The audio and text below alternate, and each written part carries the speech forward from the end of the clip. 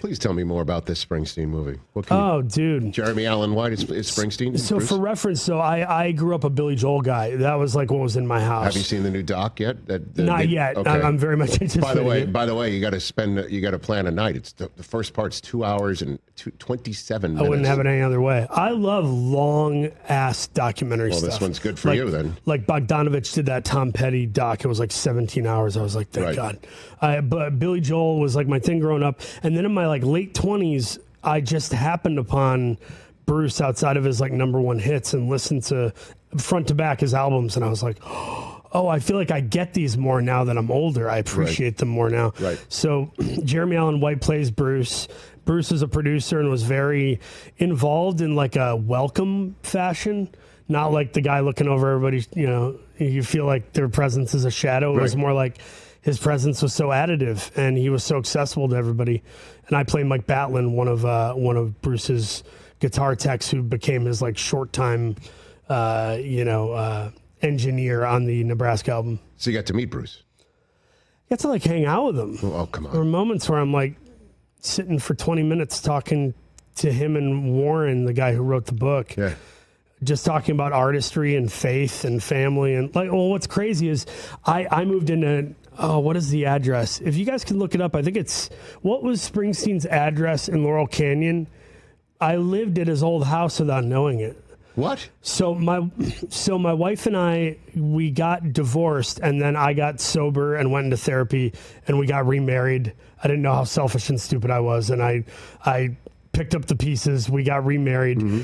And in the remarriage, as we moved back to LA, I was like, I really can't screw this up. I got to like prove to this woman I know what I'm doing now. So I found the nicest house I could vaguely in my price range, but not. Uh-huh. And it was at this Fairholme Drive. Can anybody look it up? Chris? Yeah, 7965 Fairholme Drive. 7965 Fairholme Drive. I lived there for 6 months.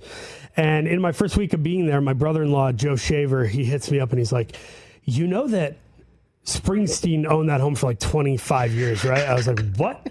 And then we find out all this history about the place.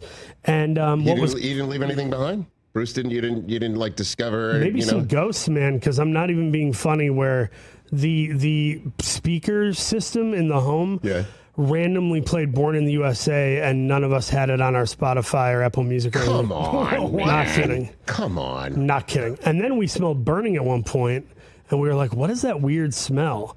And we look up the house and we find out a woman, there was a house fire there in the early 20th century where like some young starlet was being put up by some like rich guy and she had a cigarette lit and died.